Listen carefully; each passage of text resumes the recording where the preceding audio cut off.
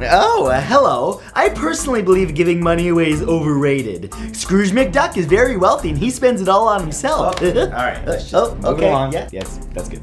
That's why you can't get a date. One of the many reasons. Welcome everyone to a brand new Top 10. My name is Matthew Santoro, and today is just an all-around feel-good video. You know, it's not often that we consider the most affluent in society to be selfless. In fact, quite often it's the exact opposite. I'm fairly certain Mark Zuckerberg jumps into a pool of gold coins every morning. But seriously though, in a world where the rich just get richer and seem to leave the rest of us behind, it's extremely refreshing to see those who really care. Now, of course, there are the Warren Buffetts of the world that have gotten a lot of press for giving everything away, but there are those in this world that have done the same and did so quietly, and you probably never knew it. So in this video, I'm going to tell you about those who gave away millions upon millions of dollars to live a more selfless life. So here they are, 10 extremely rich people who gave it all away. Number 1 is John Pedley. John Pedley was a millionaire who owned a huge telecommunications company and a $1.5 million farmhouse in Essex. And because of his Bruce Wayne bachelor lifestyle, he engaged in alcohol, womanizing, and other vices. That is until one day in 2002 when an alcohol-fueled car accident left him on the verge of death. However, he survived and upon getting out of the hospital had a complete change of heart and decided to give everything he had up to charity. He sold both his home and his business for millions, and in 2010 used that money to move into a mud hut in Uganda where he began a charity called J1010. He's been living in poverty ever since, helping both Ugandan children and British children. A noble effort, but kind of a rash decision if you ask me. You know, if you think about it, the real solution here should have been to just not be a dink and avoid drinking and driving while continuing to run the business and donate all of the after-tax profits to the same children, providing them with a better living condition for years to come. But hey, mud huts are cool too! Number 2 is George Carroll. Born in 1855, George Carroll grew up in Louisiana before moving to Texas with his family. His father created the family business of lumber companies until George himself became the head of the company. From there, George expanded the business and his fortune by investing in an oil drilling company which made him extremely wealthy. Unfortunately, there was a side effect as the oil boom pushed the local townspeople into a life of vice and excess. Feeling kind of responsible for this, George decided to use his entire fortune to combat what he had done to his town by donating millions to both his church and by founding a local YMCA. After doing all of this, he eventually died at the age of 80 in the exact same YMCA building that he helped build. You know, that's kind of poetic. I hope I die doing what I love. One day I'll be recording a YouTube video and I'll be like, hey guys, Is that how people die? No one ever explained these things to me. Number 3 is Yevgeny Pushenko. Yevgeny Pushenko used to live under the rule of the Soviet Union, but after its fall in 1991, Russians were allowed to make their own future. So Pushenko used his new freedom to create his own clothing company, where after a short time it expanded, making him very wealthy. However, even with his newfound success, Pushenko felt empty as he had not practiced his faith as an Orthodox Christian in years. So one day he met his friends over vodka and literally handed them the keys to his business worth millions. His friends were left shocked by this, but what was even more shocking to them was to hear of his plans to become a monk and undergo a pilgrimage to Jerusalem. And he did. Over the course of the next 3 years, he walked 15,000 kilometers, battling both weather and suspicious authorities until he finally arrived. Interestingly though, when he finally arrived, he decided to change his name to Athanasios. I've never really understood that. Why do people change their name when they hit some sort of major life milestone? You know what?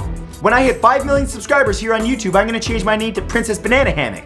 Look out for it, it's coming. Number 4 is Brian Burnie. Born in Newcastle, Brian Burnie grew up poor in a home that didn't even have an indoor toilet. However, he found success in construction and recruitment and ultimately turned his 10-acre estate into an almost $25 million luxury hotel and spa. But when his wife was diagnosed with breast cancer in 2004, he began focusing directly on charity. He eventually, in 2009, sold his massive estate and used the funds to fund fund his own charity, which acts to make cancer patients' lives easier. Then in 2012, he sold what he had left, his second and only house worth millions, which is where he and his wife were living after the first estate sold. He gave that money away to fund his growing charity and has had to be extra careful to live off the remaining money that he has. This is truly a beautiful gesture and for all the right reasons. But seriously, does anyone really need a $25 million house? I'm sorry, but if you need Google Maps to navigate your own place, you've overdone it. Jeeves, I got 10 bathrooms in this place and I can't find one of them, man. Help me out. I need Google Maps. I got an emergency. Number 5 is Zel Kravinsky. Zel Kravinsky was the son of poor Russian Jewish immigrants, but ended up making a fortune through investing in real estate in Pennsylvania. After being inspired by the philanthropic work of John D. Rockefeller and Bill Gates, he began donating money and land to various charities in 2001. His contributions eventually reached a whopping $45 million, which was almost his entire net worth. But that wasn't quite enough for Zel, oh no, because just a few years later, he decided to give a kidney to a total stranger. His generosity became so extreme that his family genuinely began to wonder if he was mentally ill, with even his wife threatening to leave him, but he insists he just loves to give. You know, Zelly, can I call you Zelly? Cool. If you're willing to give up a kidney to a random stranger that easily, I highly recommend that you do not watch the movie 7 Pounds. Seriously, keep this dude away from that movie, because he's just gonna start ripping body parts off. Number 6 is Chuck Feeney. Chuck Feeney is an Irish-American businessman who was born in 1931 in New Jersey and built up his fortune through duty-free shops. He's the founder of the Atlantic Philanthropies, one of the largest private foundations in the world, so you might be surprised that you've never heard of him. Well, that's because unlike other flashy billionaires, Chuck has discreetly donated as much as $6.2 billion from his empire to charities worldwide. Now, it's estimated that he has approximately $1.3 billion of wealth remaining that he plans to give away in its entirety in 2016. In fact, it's no secret that he wants to be penniless before he dies because he's made it well known. See, this is the way that philanthropy should be. Not to put anyone else down, but to me, it always means a little bit less when there's a camera in the person's face. And now I'm going to give this water to this poor starving African child. Here we go. John, get my good side. John, get my good side. I want it on the... Okay, here we go. Number 7 is Percy Ross. Percy Ross was the son of a junk dealer in Minnesota and lived a rough life. That was until he purchased a plastic bag company on the verge of bankruptcy. The company ended up making him a fortune, and in 1977 decided it was time to give back. His philanthropy began relatively small, with a donation of more than 1,000 bikes to children at a Christmas party. But Ross loved giving, and just 1 year later gave out nearly $20,000 to onlookers at a local parade. I'm making it rain! However, all of this was still not enough, and in 1983 he started a newspaper column called Thanks a Million, where he encouraged people to write in and ask for money. That column ran in 800 newspapers for the next 16 years, where he happily gave money away to those who he felt deserved it. And finally, in his last column in 1999, just before his death, he gave out $30 million and spoke of the true joy that he got from giving to others. I'm sorry, that's all fantastic, but I can't get that scene out of my head of him throwing money into a crowd. An 80-year-old man making it rain on a parade crowd. Yes, that's right, bitches. Make it rain on your punk asses. Ha ha! Number 8 is Tom Shadyac. Tom Shadyac might not be a name that you recognize, but you definitely know his work as the director of Ace Ventura: Pet Detective and The Nutty Professor. Those hit films provided him with plenty of fame and fortune during his time directing, but deep down, he wasn't happy. That feeling was exacerbated after a serious cycling accident in 2007.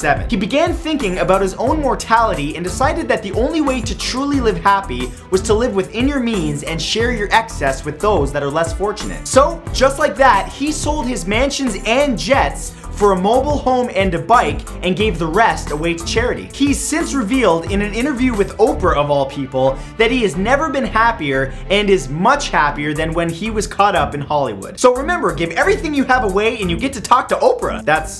That's the moral of the story, right? Number 9 is Yu Penguin. Chinese multi-millionaire Yu Penguin built his massive fortune through real estate and hotels. In 2010, he announced at a banquet that he would donate his entire estate, valued at $1.5 billion, to charity upon his death. Now, he made this choice because he didn't want to leave anything to his 2 sons and encouraged other wealthy tycoons to do the exact same. Now, although this seems pretty harsh, his decision stemmed from his childhood experiences with poverty and the struggles of being poor. He explains that he believes that the money he would have given to his sons would have surely corrupted them, and that he is certain that they will do fine on their own. Earlier this year, Yu died at the age of 93, and his estate was in fact donated as per his wishes. This is another beautiful example of giving, but I can't help but wonder how his kids feel about it. Actually, we already know. Daddy, why?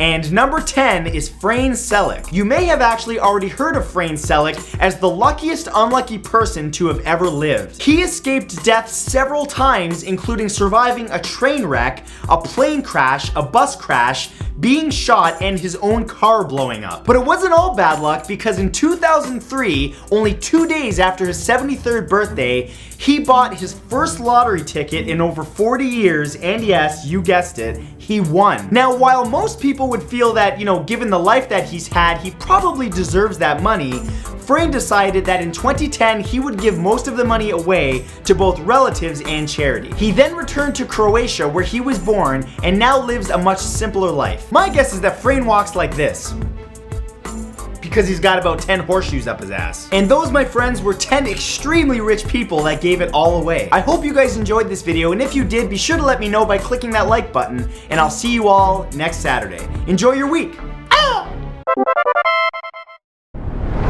Oh, thanks for watching! If you missed my last video, be sure to click here. If you want to check out my daily videos, including vlogs, unboxings, and more, subscribe to my second channel right here. And of course, if you want to be notified of my next video on this channel, be sure to click that big red subscribe button below. And for all of you watching on your phone or tablet, because it is 2015, all of the links I just mentioned will be in the description below. I love your face. See you next week.